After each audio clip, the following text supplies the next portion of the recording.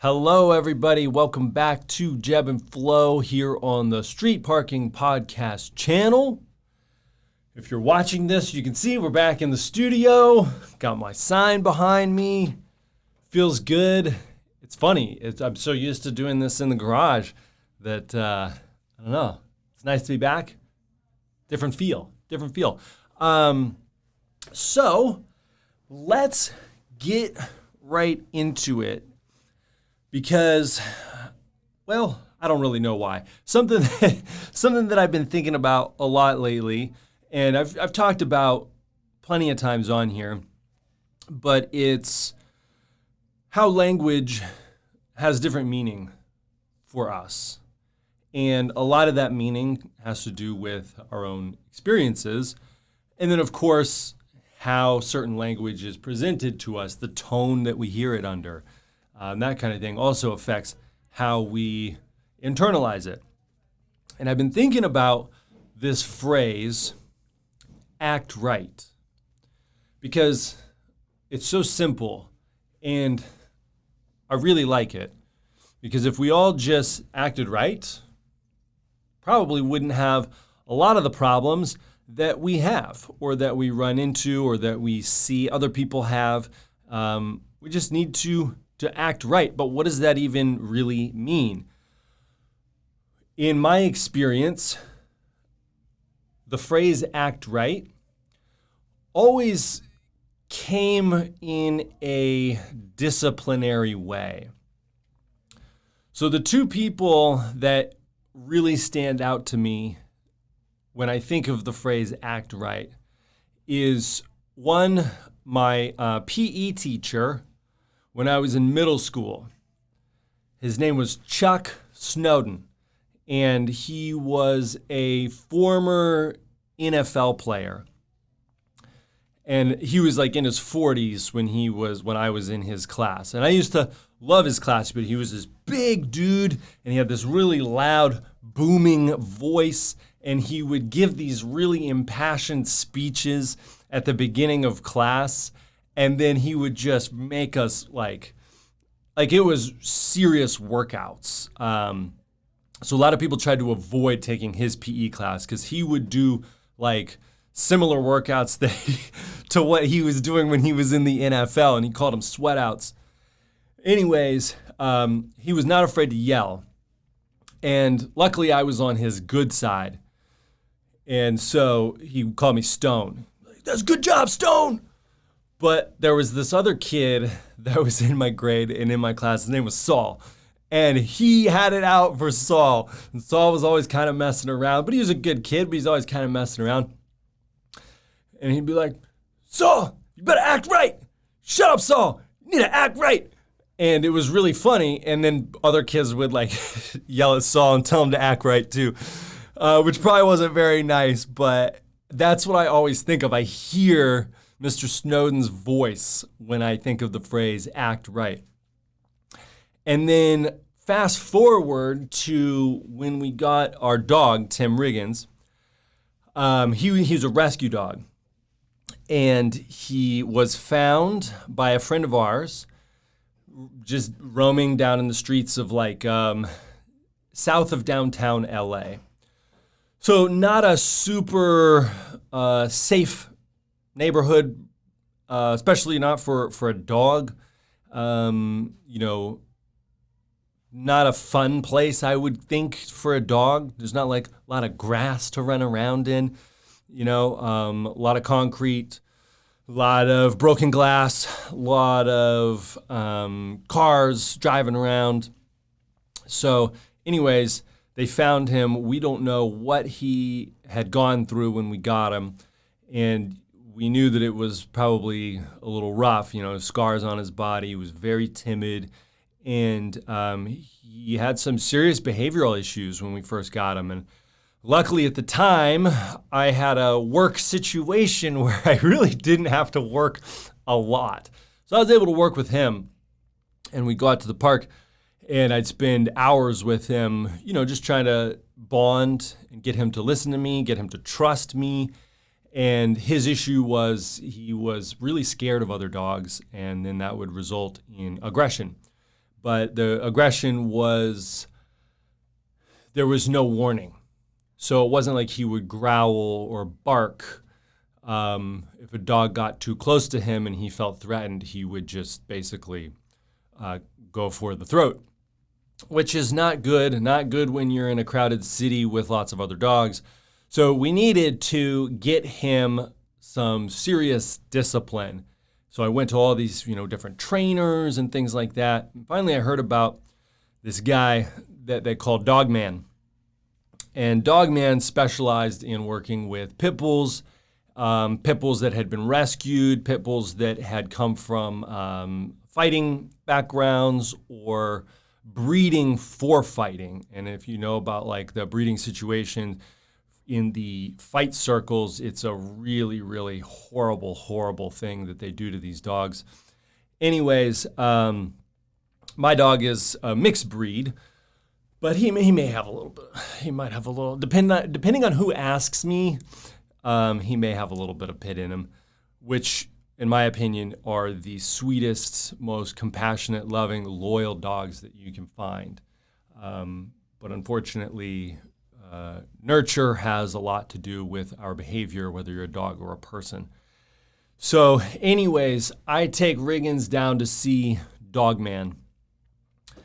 And Dogman, it might as well have just been Chuck Snowden. It was another big dude, and he was loud and had a really strong presence, but I immediately liked this guy. I showed up, I had Riggins, he had a muzzle on, and he's like, "Who are you?" And I was like, "I'm new here." And it was down at the LA Coliseum, which is this big football stadium. It's like where they had the Olympics back in the day, right downtown LA. It's where USC plays. And all these people just meet up, 60 people with these big, gnarly pit bulls. And we walk them around the Coliseum and do the little training drills and stuff like that. But, there's a lot of dogs that are aggressive and they're lunging at each other and barking. And so this guy, Dogman, has to be really, really vigilant. There's no hey, let's just give him a treat and see if we can distract him. Yes, there was treats. Yes, there was lots of positive reinforcement, but there was a lot of yelling.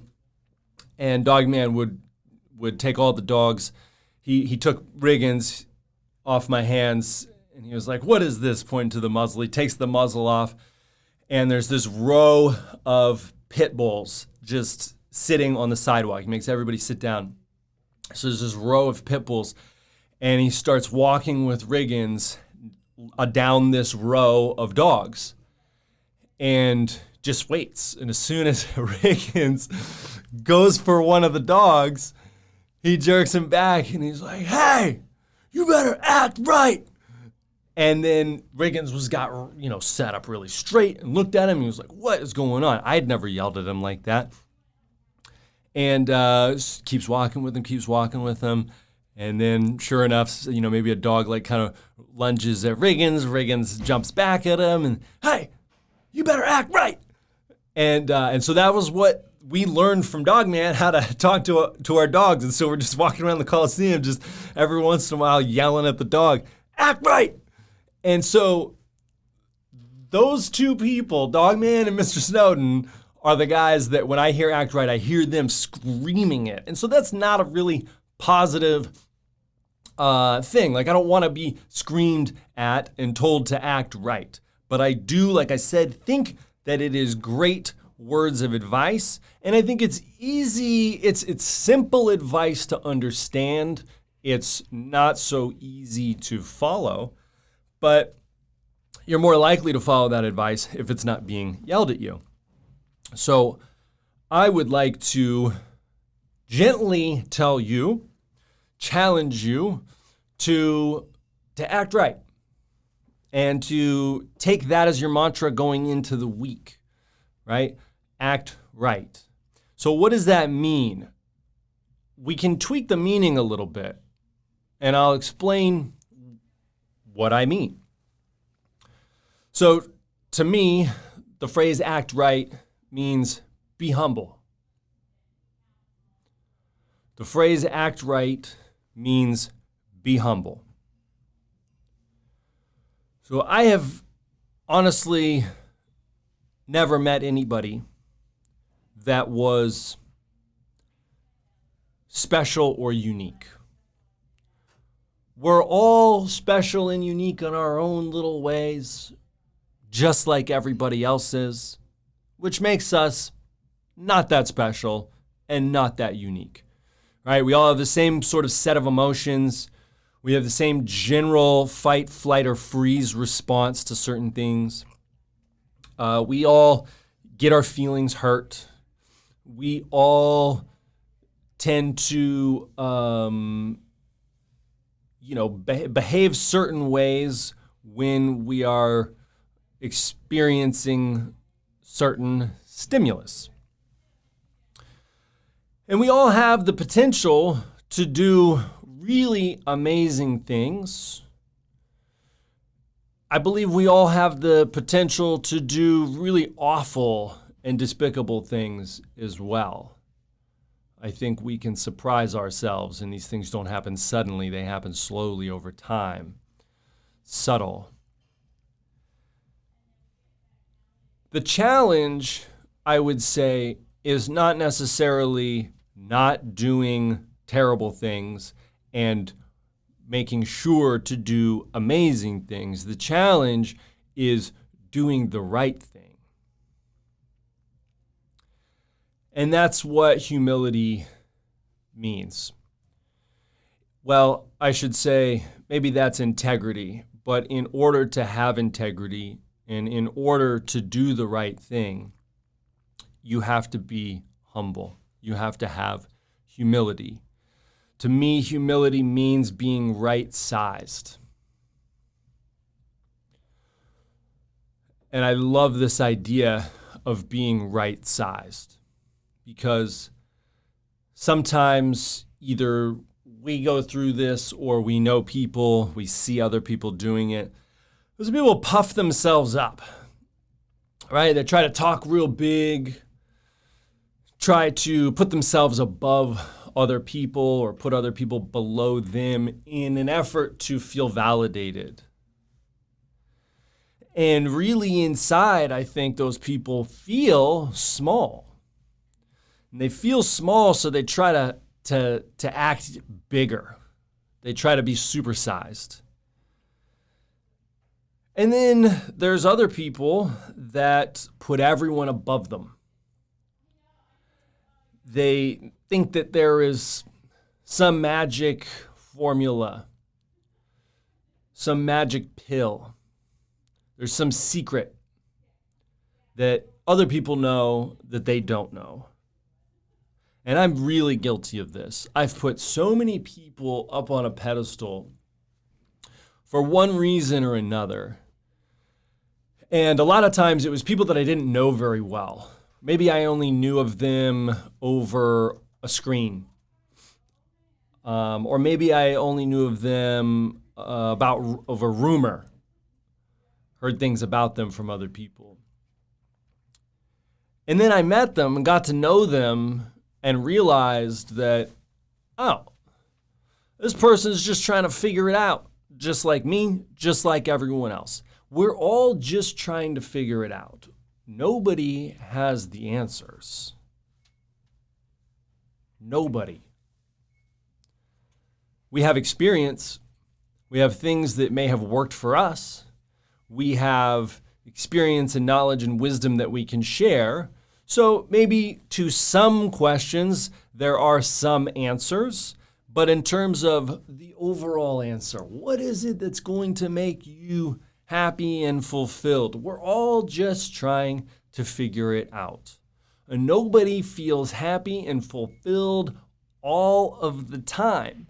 It's impossible. How could we know that we're happy if we don't know what it's like to be unhappy?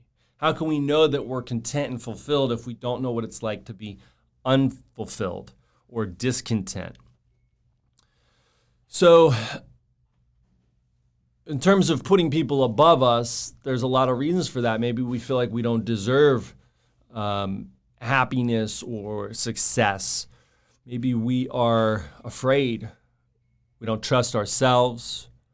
We're afraid we're going to fail, or maybe we're just afraid of putting ourselves out there, afraid of being vulnerable. So that would be like small-sized, too small, mini.